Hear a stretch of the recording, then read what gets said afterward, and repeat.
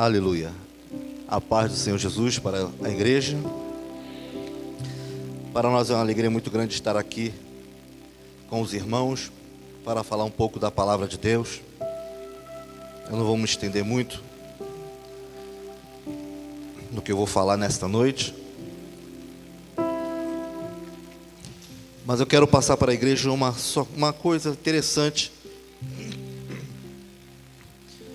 Eu cheguei aqui, dobrei meus joelhos e comecei a chorar. Essa semana eu tenho andado muito sensível espiritualmente em relação à obra missionária, em relação à obra de Deus. 2 missionários foram para a África para encontrar com um povo que nunca havia ouvido falar de Jesus Cristo. E foi muito desafiante para eles quando chegaram lá. E chegando naquela tribo, era uma tribo onde oferecia os seus filhos aos deuses quando eles completavam 15 anos. Eles ofereciam os primogênitos. Eles achavam que oferecendo os filhos primogênitos, quando chegasse aos 15 anos, não haveria maldição sobre a tribo. Então, quando o filho ou a filha completava 15 anos, eles levavam o filho ou a filha para o monte, e ali abraçavam os filhos, um filho ou a filha, mas o filho e a filha não sabiam de nada, não sabiam o que iria acontecer, apenas estava ali como se estivesse passeando com o pai. E quando chegava ali perto daquele precipício, o pai abraçava o filho ou a filha e empurrava o filho ou a filha no precipício, e eles vinham a falecer. E desciam muito tristes, mas tinham que cumprir este ritual. E esses 2 missionários chegando lá nessa tribo, que nunca havia falado de Jesus Cristo, nunca ouviu falar de Jesus Cristo, eles apenas falaram aquelas palavras simples, não precisavam, terem curso de pregação, curso teológico, não precisava fazer nada que viesse a querer se amostrar para o povo, mas apenas foram ali e falaram: Deus amou o mundo de tal maneira que deu seu Filho unigênito para todo aquele que nele crê não pereça, mas tenha a vida eterna. Quero dizer à tribo neste momento: ninguém mais vai morrer, porque Jesus Cristo morreu por vocês. Então vocês não precisam mais matar os seus filhos para oferecer aos deuses, porque o Deus poderoso, Ele ofereceu o seu único filho para morrer por nós. E eles creram naquela palavra e pegaram para eles aquela palavra e começaram a festejar. Eles festejaram porque eles não precisariam mais matar os seus filhos, porque Jesus tinha morrido por eles, e que Deus Pai tinha oferecido o seu Filho para morrer por todos eles. E houve uma grande festa, e eles celebravam com os missionários naquela festa. Mas quando aqueles 2 missionários observaram no canto um senhor, era o chefe da tribo, muito triste, e os missionários chegaram para ele e falaram: o que houve? O senhor não está feliz? O chefe da tribo falou assim: eu estou feliz, e estou muito feliz em saber que Jesus morreu por todos nós, e que não precisamos mais oferecer nossos filhos em sacrifício para os deuses. Eu estou feliz. Mas só que na semana passada, meu filho de 15 anos, meu filho completou 15 anos. E eu levei ele ao precipício. Dei meu último abraço para ele. Disse que o amava. E depois joguei ele no precipício. E ele veio a morrer. E eu estou triste por isso. Sabe por quê? Os missionários, por quê? Porque vocês chegaram tarde demais. Se vocês tivessem chegado na semana passada, 7 dias antes, o meu filho estaria aqui do meu lado, celebrando este momento comigo. Vocês chegaram tarde demais. Bem, irmãos, com esse pequeno testemunho,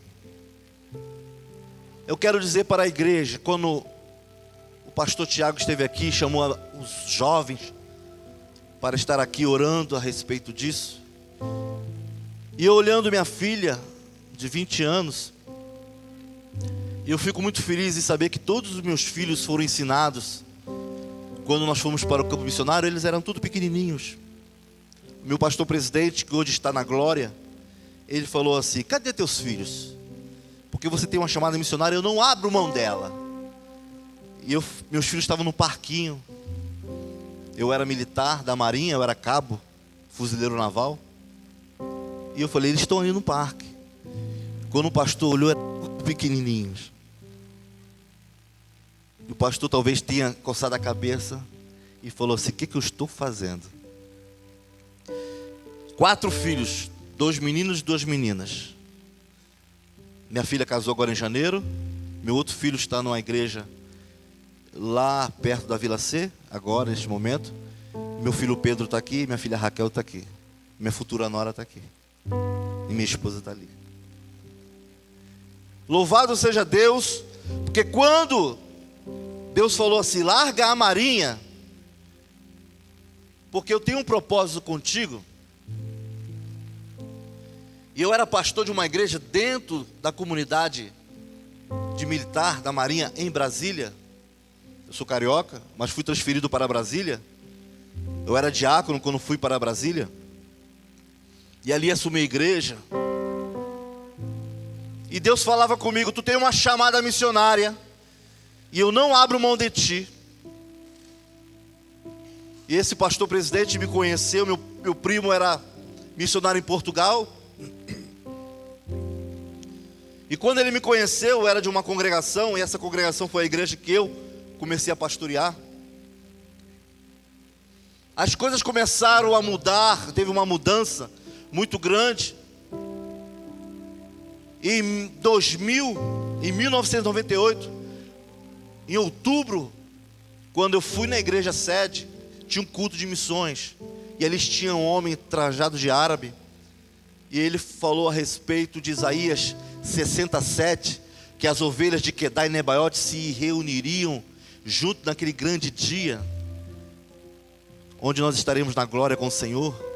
Quedar e Nebaiote são filhos de Ismael, de onde descende o povo árabe. E ele começou a chorar, aquele choro veio e bateu na minha vida. E Deus falou assim: eu te chamei para trabalhar com muçulmanos, com os árabes. Eu fui para casa, falei com minha esposa: amor, Deus nos chamou para trabalhar com os árabes. Ela tomou um susto, porque quando se fala povo árabe, lembra de muitas coisas. Mas eu precisava sair da marinha. Deus queria que eu trabalhasse somente para Ele.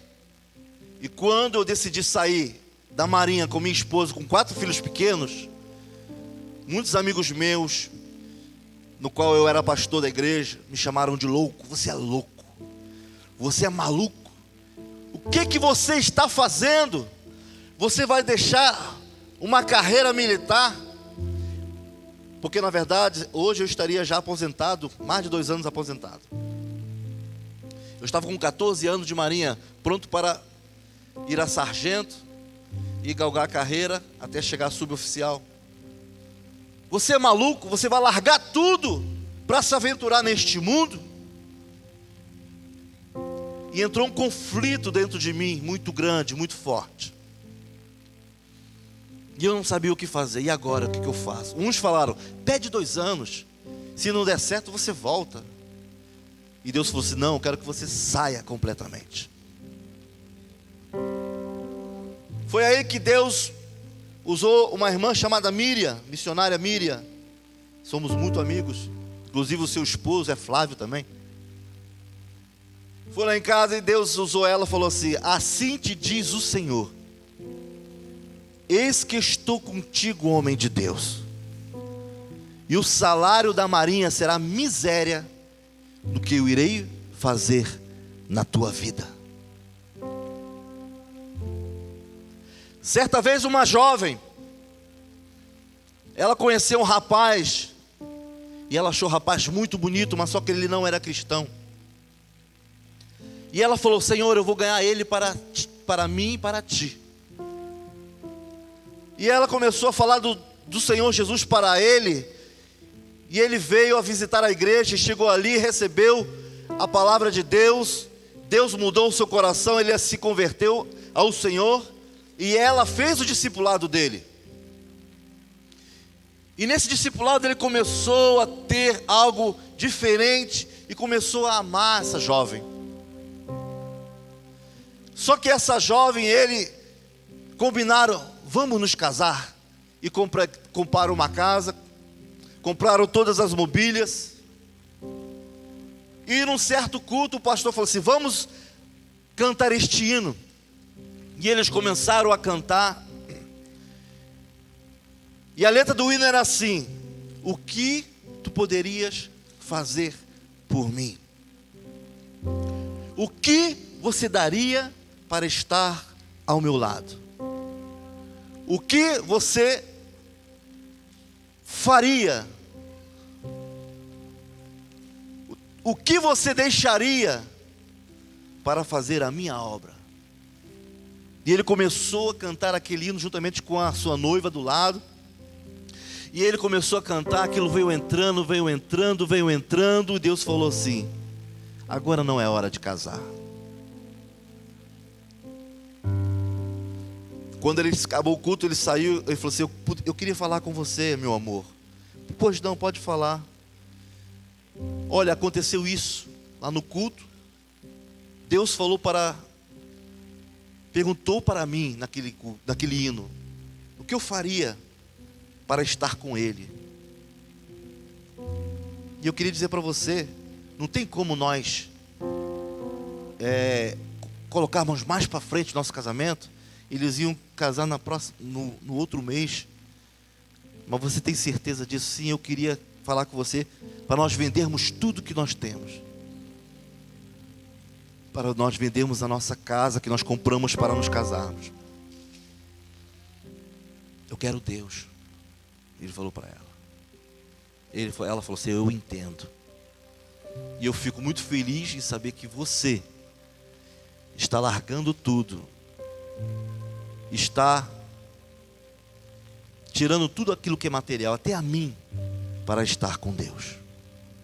Ela aceitou, esperou, e ele foi para o seminário e passou 4 anos lá.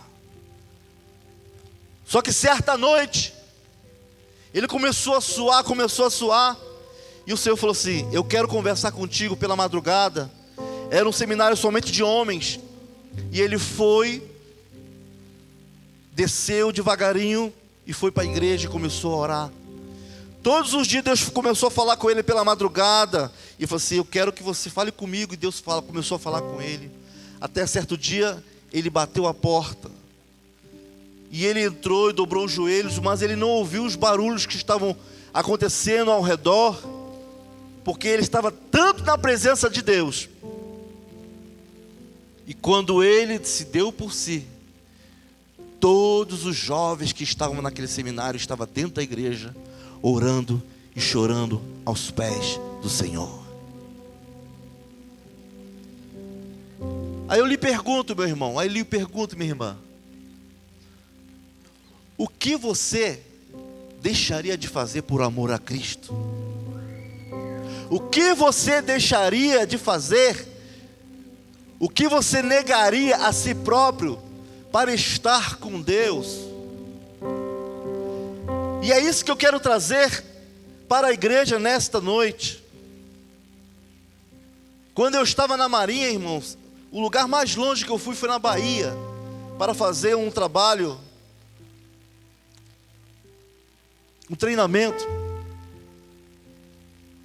E fora da Marinha, irmãos, eu já viajei por mais de 15 países. Trabalhei no Nepal, no Marrocos, no Líbano, tivemos na Jordânia, na Itália, na Suíça e outros países como França, Espanha, Portugal, para levar o Evangelho do Senhor Jesus Cristo. Pergunta, irmão, se eu tenho R$1 no bolso. Não.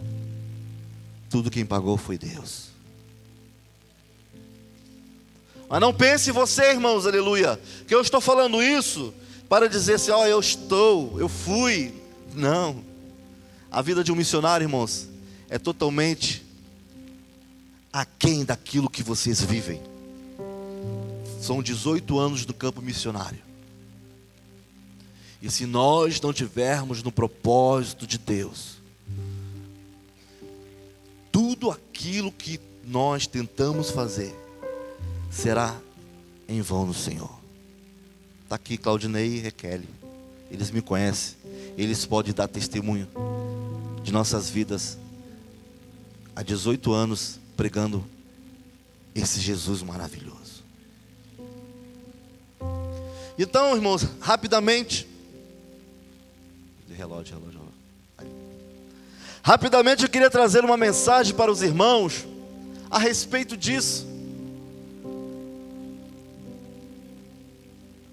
Um tema que fala a respeito de muitos indo para Tarsis e esquecendo-se de Nínive. A palavra de Deus em Jonas capítulo 1 versículo 2, apenas acompanha ouvindo. Diz assim: levanta-te, vai à grande cidade de Nínive e clama contra ela, porque a sua malícia subiu até a minha presença. Vou falar a respeito de Jonas e a igreja nos dias atuais. Cumprindo-se aqui aquilo que fora dito por Jesus em Lucas capítulo 11 versículo 30. Assim como Jonas foi sinal para os ninivitas, o Filho do Homem também será para esta geração. E em Lucas 11:32 fala: ninivitas se levantarão no juízo com esta geração e a condenarão, porque se arrependeram com a pregação de Jonas. E eis aqui quem é maior que Jonas: Jesus.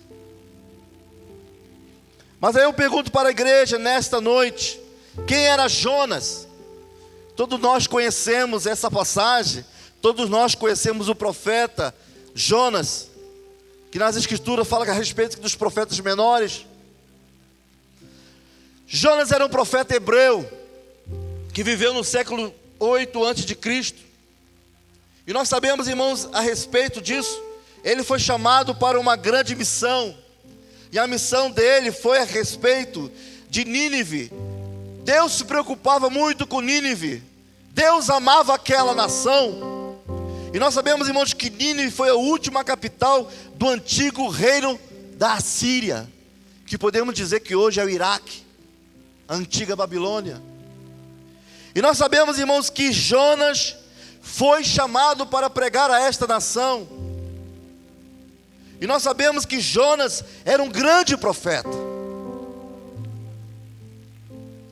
Jonas acompanhou a ascensão de Israel naquela época.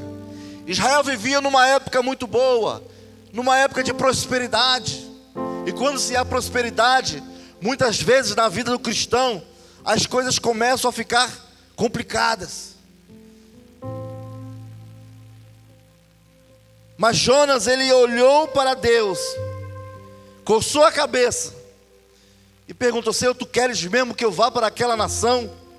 Aquela nação que massacrou tanto o nosso povo, e matava o nosso povo, cortava a cabeça do nosso povo, ficava numa estaca e colocava para todo mundo ver, dizendo que era o troféu deles da guerra. Jonas estava muito ferido, mas mesmo assim Deus queria provar Jonas. Mas o que aconteceu é que Jonas, ele não estava no centro da vontade de Deus. Na verdade, ele queria sair da vontade de Deus. E nós sabemos que ele foi para uma cidade chamada Tarsis. E Tarsis significa costa do mar. Poderia ser, não sabemos como, na sua localização realmente verdadeira, mas desconfia-se que talvez fosse na cidade de Chipre ou na Espanha, mas era na costa do mar. E a Bíblia fala a respeito disso, que os navios de Tarsis eram esplendorosos. Os navios de Tarsis eram navios brilhantes, chiques. E eles eram feitos para passar por Eziogeber. O estaleiro era feito ali, era o maior estaleiro daquela época. E faziam grandes navios. E os fenícios eram a civilização mais moderna daquela época. E o comércio era muito aquecido. E Tarsis era a maior cidade portuária naquele tempo. Interessante dizer que Jonas estava no navio construído no Golfo de Acaba. Um navio feito pelos fenícios. A Fenícia hoje é o atual Líbano. Esses navios eram a maior expressão de luxúria da sua época e simbolizava riqueza, poder. E no livro de Salmos fala a respeito disso. Salmos 48, 7. Com vento oriental destruíste os navios de Tarsis, expressando o juízo de Deus sobre aquela condição de riqueza, de poder, de luxúria. Isaías 2,16 fala: contra todos os navios de Tarsis e contra tudo que é belo à vista, uivai navio de Tarsis, porque está assolada a ponto de não haver nela casa nenhuma, nem ancoradouro. Isaías 23,14. Uivai navio de Tarsis, porque é destruída o que era a vossa fortaleza. Jonas não era diferente de nós, irmãos. Ele era como nós somos grande parte do nosso tempo. E é isso que nós vamos falar a respeito da comparação entre Jonas e nós. Ó, irmãos, essa semana eu fiquei muito agoniado, angustiado. Eu estava no meu quarto de oração, e eu chamei minha esposa, abracei ela e comecei a chorar. E eu vindo para cá, eu estava com o coração muito apertado, quando eu recebi o convite, e a pastora me passou. Já tinha falado com minha esposa: amor, vamos lá na igreja Semente da Fé amanhã. Foi quando eu recebi a mensagem dela. E Deus estava ali, completando aquilo que eu estava pensando a respeito disso. E Jonas, irmãos, ele não queria estar no propósito de Deus. Muitos de nós, às vezes, não queremos estar no propósito de Deus, porque às vezes o propósito de Deus dói. Ele queria estar no seu próprio propósito, nos navios de Tarsis, naquela suntuosidade, na riqueza, na ostentação, no foco dos holofotes, nas redes sociais.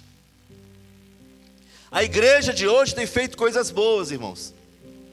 Temos visto que a igreja na atualidade tem feito coisas boas, mas o fato de elas serem boas não as fazem estar no propósito de Deus. O propósito de Deus é mais do que ser boa. Mas preste atenção, irmãos, o mundo hoje é um grande navio de Tarsis,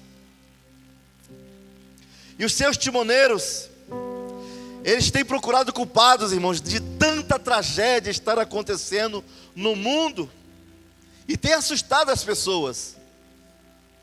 Nós, como seres humanos, temos ficado assustados do que está acontecendo, não no mundo, mas em nosso país. Os caos, irmãos, é fruto do pecado que tão de perto nos rodeia. A prepotência, a autossuficiência religiosa, a exclusividade, a inoperância, dormência, insensatez. Somos talvez, irmãos, os grandes culpados dessas coisas estarem acontecendo. E vocês sabem o que vai acontecer em breve? O que vai acontecer em breve, irmão, que o mundo um dia vai entender que vai precisar tirar a igreja de cena. Nós estamos vivendo em dias em que a igreja está sendo retirada de cena. Estamos vivendo em dias em que nós não estamos mais dando aquele exemplo que nós como igreja deveríamos dar. É muito bom nós virmos à igreja no domingo. É muito bom nós virmos, irmãos, em campanha de oração. É muito bom nós virmos, irmãos, buscarmos solução para a nossa vida individualmente. Mas muitas vezes, irmão, nós somos egoístas em relação a tudo isso que está passando. Você pode falar: pastor, você não sabe o que eu estou passando. Mas você sabe o que eu estou passando? A própria palavra de Deus fala que aquele que carrega a sua cruz e não seguir a Jesus não é digno de ser chamado de servo, de cristão. Vamos comparar, irmãos, algumas atitudes de Jonas com nossas próprias atitudes. A primeira atitude de Jonas com relação à vontade de Deus foi o que, irmãos? Foi a desobediência. Quantas vezes nós temos sido desobedientes na presença de Deus? Jonas 1, 2 e 3: dispõe-te, vai à grande cidade de Nínive e clama contra ela, porque a sua malícia subiu até mim. Jonas, ele se dispôs, mas não para obedecer a Deus, mas para fugir da presença do Senhor. Para onde? Para Tarsis, para a costa do mar. E tendo descido a Jope, achou um navio que ia para Tarsis. Pagou, pois, a sua passagem e embarcou nele para ir com eles para Tarsis, para longe da presença do Senhor. E o interessante, irmãos, que Jonas fugiu para Tarsis. E Tarsis tinha navios estrondosos, esplendorosos, ostentadores. E ele pagou a passagem. É como se fosse, irmãos, você pagando uma passagem para um navio ir a passeio, talvez um Titanic desse da vida. Como deveria ser caro. Muitas das vezes, para nós fugirmos da presença de Deus, nós pagamos caro. Aí eu faço tudo para não fazer isso. Uma vez uma mãe viu que seu único filho foi chamado para a obra missionária. Sabe o que aconteceu?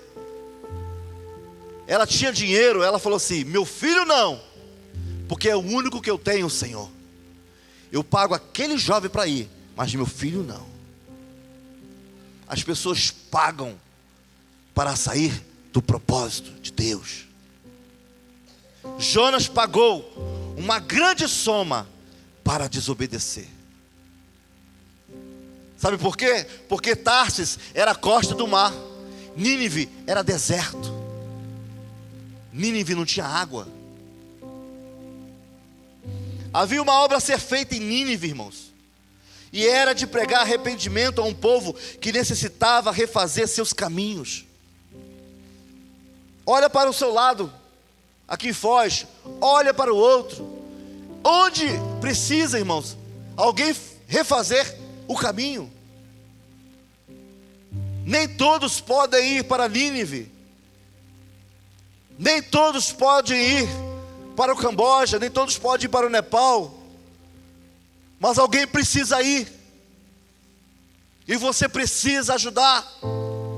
E se você está aqui, Você pode ir a Vila Portes, você pode ir ao Jardim Jupira, você pode ir à Cidade Nova, você pode ir ao Portão da Foz, você pode ir aqui ao centro, você pode ir em algum lugar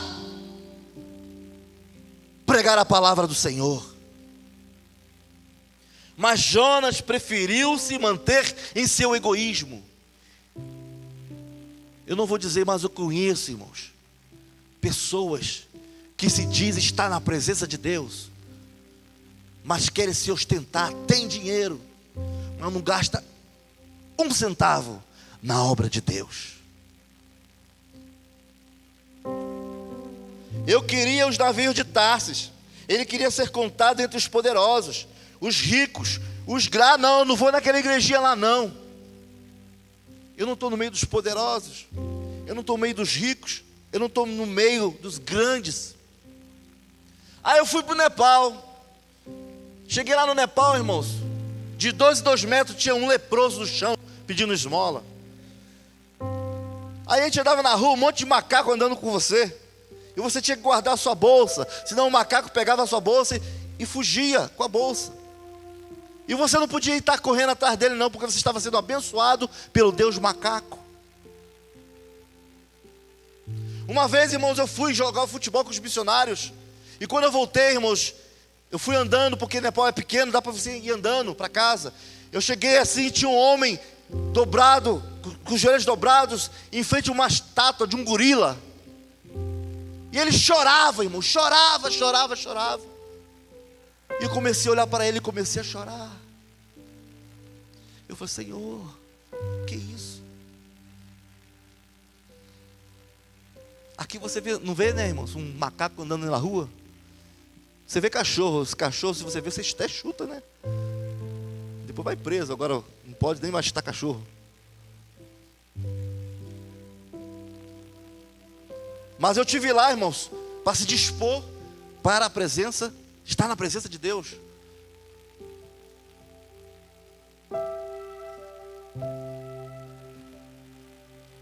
Conheci um argentino lá, um missionário da Argentina. Ele tinha uma igrejinha, irmãos. Que igreja alegre, irmãos. Que igreja feliz. Você pode sentar aí, irmãos. Ele sentava no chão. Aquele chão, irmãos, empoeirado. Eu sentava junto. Mas tinha que estar bem encolhidinho assim. E eles cantavam, irmão, numa alegria muito grande. Todo mundo sujinho, irmãos, e a gente gostava. Mas lá era proibido, irmãos, você pregar o evangelho. Você pregava escondido. Aqui você pode pregar em qualquer lugar. Eu estava lá em Nínive. Só naquele lugar, irmãos, começa a nascer um monte de vaca com 6 pernas, com 8 pernas. E quando acontecem essas coisas horríveis, eles colocam, irmãos, assim, e colocam um Deus, dizendo, olha, o que os nossos deuses trouxe para nós, está nos abençoando. Essa vaca com 8 pernas. Eu tenho uma foto dela, eu tirei uma foto, irmãos. Quase que eu fui apanhar, quase que eu apanhei de uma mulher. Porque ela falou que eu tinha que colocar dinheiro para os deuses. Porque eu tirei a foto e falei, que eu vou colocar nada, mulher. Eu saí de lá na hora, assim, eu saí. Mas lá, os mortos são queimados. Eles são cremados. Mas só os mortos hindus. Cristão não é enterrado, não é cremado. Não tem lugar para enterrar crente. Sabe o que acontecia? Um missionário da Argentina, ele ia para cima do morro, num terrenozinho pequenininho, para enterrar os cristãos, os membros da igreja. E às vezes, irmãos, quando ele ia enterrar um, ele tocava com a enxada em outro. O outro que já estava morto lá. Ele tinha que pedir licença ao defunto para botar outro defunto ali. Mas ele estava lá. Ele está lá até hoje, pregando a palavra do Senhor. Dispõe-te, faça alguma coisa. David Brenner era um jovem de 23 anos, foi pregar lá nos Estados Unidos para os índios de peles vermelhas. Ele falou assim, olha, me dê comida, pode me dar água, mas eu prefiro almas. Porque sem almas eu não posso viver. Eu quero almas. John Knox da Escócia falou: Senhor, me dá almas, porque senão eu morro. Dispõe-te.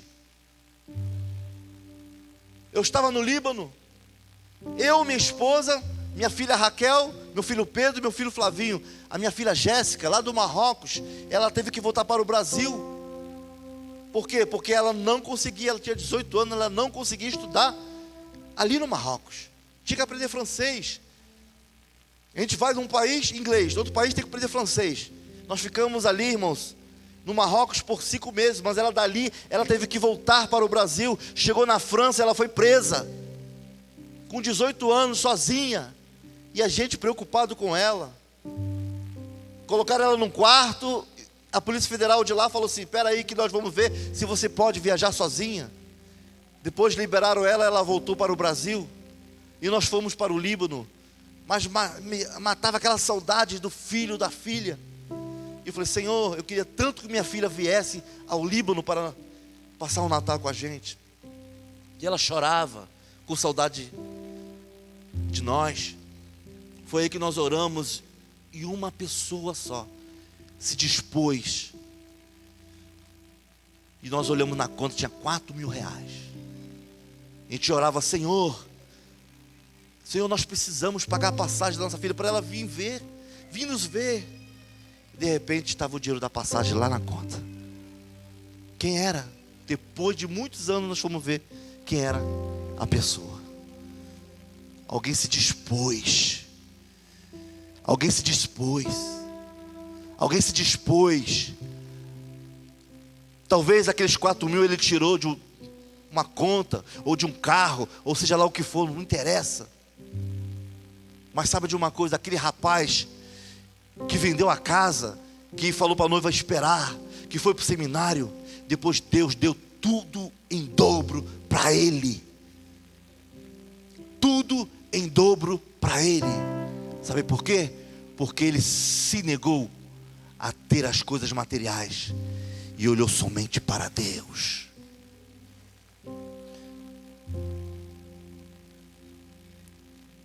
Jonas preferiu manter-se naquele egoísmo. Ele não queria ter que sofrer pelos indivíduos. Eu chegar lá, convencer ele dos pecados deles para eles se converterem. Eu quero mais é que eles morram. Eu já ouvi isso. Eu ajudar você na obra missionária entre os árabes. Eu quero mais é que eles morram, aqueles homens bomba, aqueles homens que ficam matando os cristãos. Que isso, irmãos? Que amor é esse? O que preferimos hoje, irmãos? Será que é diferente do que Jonas preferia? Se agirmos insensatamente como Jonas, poderemos ser engolidos pelo peixe. O que aconteceu é que, por causa da desobediência, Jonas foi engolido pelo peixe. Quando nós somos desobedientes, irmãos, nós somos engolidos pelo peixe da enfermidade, pelo peixe do caos econômico, pelo peixe dos desvios morais, pelo peixe do desequilíbrio emocional, pelo peixe das aflições da alma. Quantos cristãos estão desesperados pela luta que está passando, quando na verdade existe um Deus que é poderoso para mudar tudo aquilo que nós precisamos. Eu estou falando isso para a igreja. Eu não estou nadando no dinheiro. Eu estou passando por lutas. Eu estou passando por provações. Mas nós temos que dizer que Deus é maior que tudo. Deus tem pressa. Deus quer Foz do Iguaçu. Deus quer o Paraná, Deus quer o Brasil, Deus quer as Américas, Deus quer a África, Deus quer o Oriente Médio, Deus quer a Ásia, a Oceania, como queria Nínive. Nós precisamos tomar a consciência de que nós estamos neste mundo é para fazer a diferença. Não podemos sair do propósito de Deus. Jonas foi engolido por um peixe, sabe por quê? Porque Jonas estava no mar. Se ele estava na terra, se ele estivesse na terra, ele seria devorado por um animal. Se ele estivesse no ar, Deus faria um pássaro. Se ele estivesse debaixo da terra, Deus faria um tatuzão. Mas não adianta fugir da presença de Deus. Onde você estiver, seja na desobediência, Deus vai engolir você, para que você possa voltar para o propósito dele.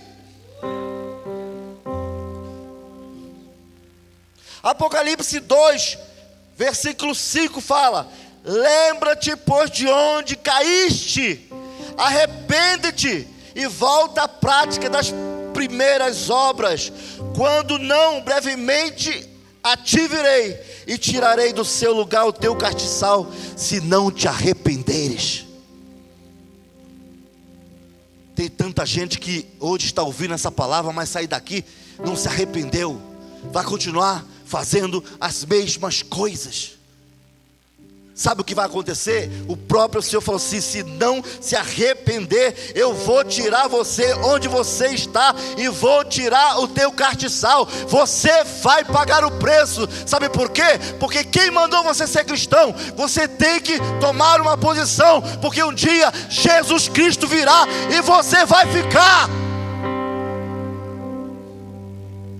Segunda atitude de Jonas: indiferença.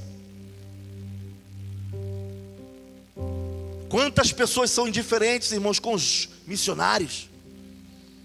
Eu saí de uma igreja, irmãos, porque a igreja abandonou todos os missionários. Eu conheço um missionário, irmão, que estava lá na Jordânia, trabalhou comigo aqui muitos anos. Ele conhece, Claudinei aqui, ele conhece. Não vou falar o nome dele. Ele com 2 filhas na Jordânia. A junta de missões abandonou eles. Eles voltaram para o lugar onde eles estavam. A igreja falou assim: já que vocês estão aqui no Brasil, vocês não são mais missionários. Abandonaram eles. Ele entrou em depressão. Passou muito tempo em depressão. A igreja me abandonou. Sabe o que aconteceu, irmãos? Eu fui lá no poço, no fundo do poço. Eu entrei em depressão. Pedi à igreja para me ajudar a pagar um psicólogo. A igreja falou nada. Não falou assim: não temos dinheiro. Não falou nada. Que igreja é essa, irmão? Onde está o amor? Não amor pelo missionário, mas amor por ser humano. O amor nunca acaba. O amor não acaba. Nós é que acabamos, deixamos de amar. Indiferença. Indiferença com o teu irmão. Indiferença com a tua mãe. Indiferença com o teu filho. Que hoje ninguém mais tem esse amor. Mata o filho, esquarteja o filho. Indiferença com o teu animal. Indiferença com seu pai. Indiferença com o próximo. Jonas estava com uma indiferença muito grande. Deus falou: mas o Senhor lançou sobre o mar um forte vento, e fez-se no mar uma grande tempestade, e o navio estava a ponto de se despedaçar. Qual o problema da tempestade na sua vida, meu irmão, minha irmã? Os marinheiros, cheios de medo, começavam a clamar, cada um ao outro, e lançavam ao mar tudo que tinha no navio, para ver se o navio ficasse de pé. Sabe quando nós estamos na indiferença e na desobediência, nós arrumamos problema para nós e para quem está perto de você. Jonas, irmãos, ele estava tão indiferente que ele estava lá no porão, deitado, e dormia profundamente. Quando a pessoa está indiferente, a pessoa do teu lado está morrendo, você não está nem aí. Você está dormindo, um sono profundo. Quanto de nós estamos dormindo esse sono da indiferença? O sono da incompreensão, aquela vida espiritual mórbida, insípida, insossa. Tu olha para a pessoa está seca, tu não vê nada na vida dele. Uma muçulmana chegou para minha esposa, falou assim: o que você tem? O que a tua família tem? Porque vocês são diferentes. Há algo na vida de vocês que é diferente. Aqui vocês trazem paz, vocês transmitem paz. O que você transmite para o próximo, irmão? O próximo pode olhar para você e falar assim: você traz paz na minha vida. Ou você sai daqui,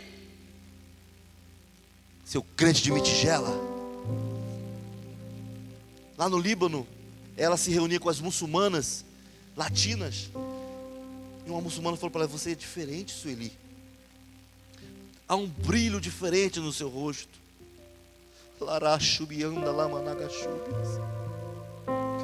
Será que a pessoa vai olhar para você: você é diferente? Ou você fala: você não tem nada de bom para trazer para mim, sai da minha frente. Vemos, irmãos, à nossa volta pessoas desesperadas, fruto do caos espiritual que o mundo está vivendo, aquele ódio familiar, consumindo pais, filhos, irmãos.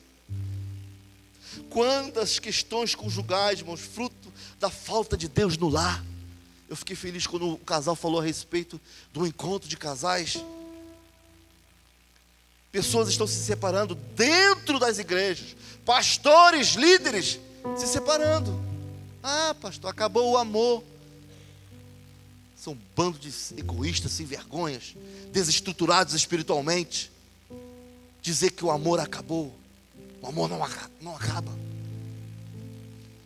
Isso é nós que muitas vezes não queremos lutar pelo amor, não queremos lutar pela família. O que está acontecendo nos dias atuais, irmãos? Que as pessoas são medíocres, são hipócritas, que se preocupam mais com o seu umbigo, e depois ouvem a voz do inimigo e vão se suicidar. Ah, eu me matei. Ah, o fulano de tal se matou. Por quê?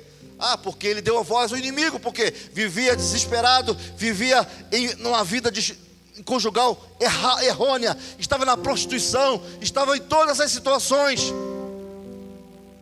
Não buscou ajuda, não buscou socorro. Mas sabe por quê? Talvez ele tenha até buscado, mas não encontrado pelas igrejas medíocres, hipócritas que existem nos dias atuais. O valor da família, irmãos, está se dissolvendo, enquanto nós colocamos homens lá no poder público, na política, e eles ficam discutindo se não, vão ou não aprovar a lei da homofobia, legalizando aquilo que Deus diz em Romanos capítulo 1, se é torpeza o casamento homossexual. Eu não tenho medo de falar isso não, irmão. Vai chegar dias em que você será proibido de falar isso, e você vai ser preso. Quantas vezes Paulo e Silas foram presos, Pedro e João foram presos, e se alegravam dizendo: eu fui preso pela causa de Cristo, por dizer a verdade. Doa a quem doer, irmão, fale a verdade, não seja mentiroso, não seja indiferente. Aleluia. A igreja está dormindo o sono da indiferença, irmãos, preocupada apenas com coisas do tipo: se alguém vai me visitar essa semana, se o pastor vai perceber que eu vim no domingo. Ainda bem que o pastor não senta no púlpito, ele senta ali, ó, então ele não está vendo ninguém atrás, entendeu? Porque a pessoa que está sentada no púlpito, aí tem: ah, pastor, você não não me viu lá não? Se eu cumprimento ou não aquele irmão, não vou apertar aquele irmão não, é muito ceboso. Não vou apertar a mão daquela irmã não, ela está com a roupa muito mais bonita que a minha. Todos desesperados à nossa volta, e nós fechados entre quatro paredes, olhando para nós mesmos. Mas não foi assim com os discípulos? Foi. Os discípulos estavam lá no Getsêmani com Jesus, e eles estavam dormindo. Mas Jesus chegou: vem cá, vocês não podem velar comigo pelo menos 1 hora? Eles levantaram, irmãos, mas por causa deles nós estamos aqui hoje. Foi por causa deles, por causa dos discípulos, por causa do apóstolo Paulo, por causa, irmãos, aleluia, de homens e mulheres que deram as suas vidas por amor a Cristo, para que o Evangelho chegasse até nós. Jonas entrou na tempestade. Eu digo, irmãos, entrou na tempestade. Ele não foi jogado. Ele entrou na tempestade. Porque foi a sugestão dele mesmo. Respondeu-lhe: tomai e lançai-me ao mar, e o mar se aquietará, porque eu sei que por minha causa vos sobreveio esta grande tempestade. Quantos de nós já estivemos em tempestades? A referência da tempestade muda de acordo com o grau em que você possa suportar. Deus não dá problemas maiores do que você possa suportar. Se você está passando por este problema, se você está passando por essa luta, fique tranquilo, irmão, você pode suportar. Uma criança que pede seu brinquedo favorito, aquilo pode ser uma grande tempestade para ela. Cadê o meu brinquedo que estava aqui? E fica desesperada. O adolescente, muitas vezes apaixonado por uma menina, e aquela menina não corresponde a ele, para ele é uma tempestade. Muitas vezes um jovem não passa no vestibular, estudou anos para esse vestibular, não passa, aquilo é uma tempestade para ele. Uma briga de casal, a esposa fala assim: ó, se você não parar com isso, eu vou para a casa da minha mãe. Aquele vai na cabeça daquele jovem, e ela vai para a casa da mãe, aí passa 10 minutos, aí volta tudo ao normal. Mas aqueles 10 minutos foram 10 minutos de tempestade na vida dele. Ela vai me largar, ela vai para a casa da mamãe, e eu vou ficar sozinho.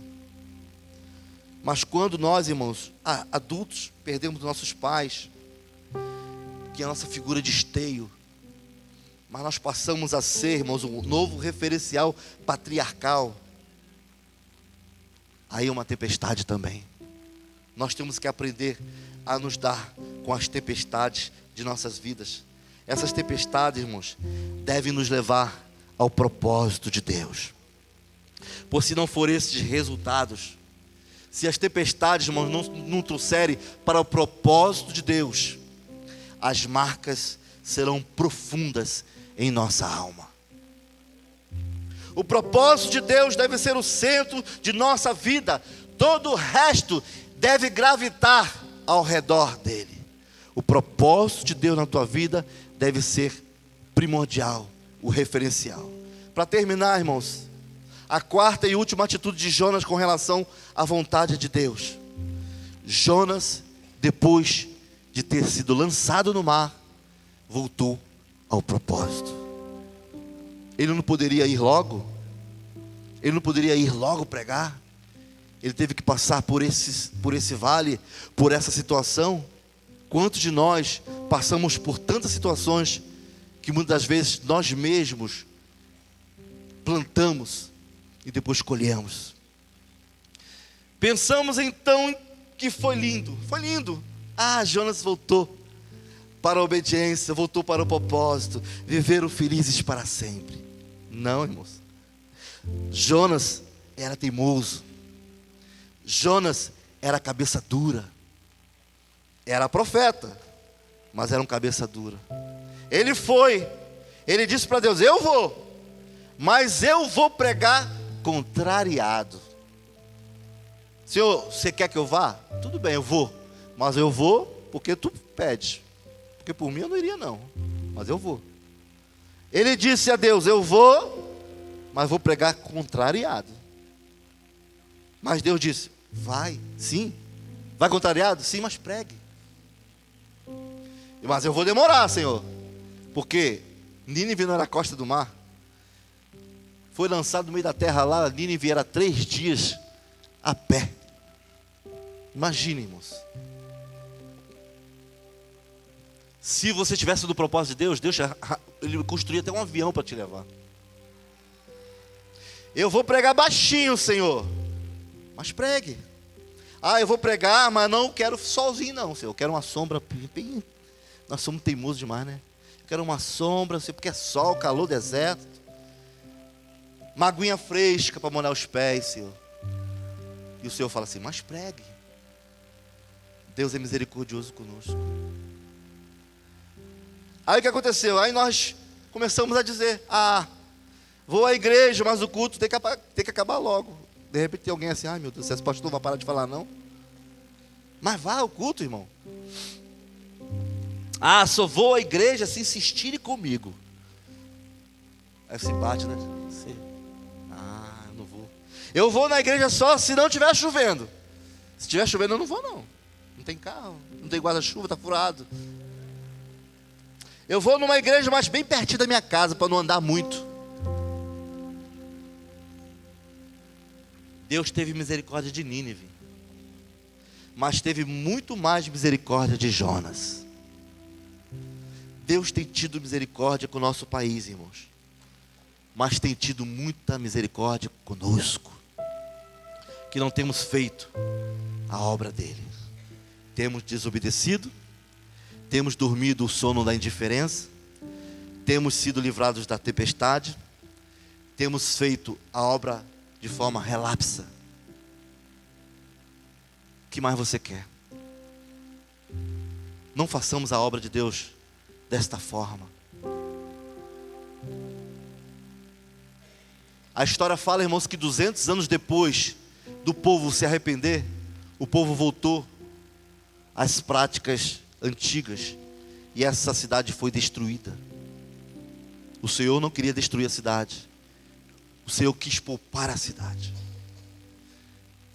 Se eu, o Senhor, falar para você que aquele jovem, aquela jovem, aquele homem, aquela mulher vai cair no precipício, e se você avisar, eu não irei requerer das suas mãos o sangue dela. Mas se eu falar para você ir, e você não avisar, eu vou requerer das tuas mãos. Jonas foi, pela misericórdia de Deus ele foi, pregou, a cidade veio a se converter, todos se converteram. Mas 200 anos depois, historicamente diz que essa cidade voltou tudo de novo ao que era antes e foi destruída. Mas ele fez a parte dele. Mesmo no meio da desobediência, no meio da luta, ele fez a parte dele. Olha, irmãos, uma coisa eu quero dizer para os irmãos para terminar. Saia daqui hoje, vai para casa, não ligue a televisão, entra no seu quarto, dobra o seu joelho, lê a palavra de Deus e fala: Senhor, qual é o propósito que tu tens para fazer na minha vida?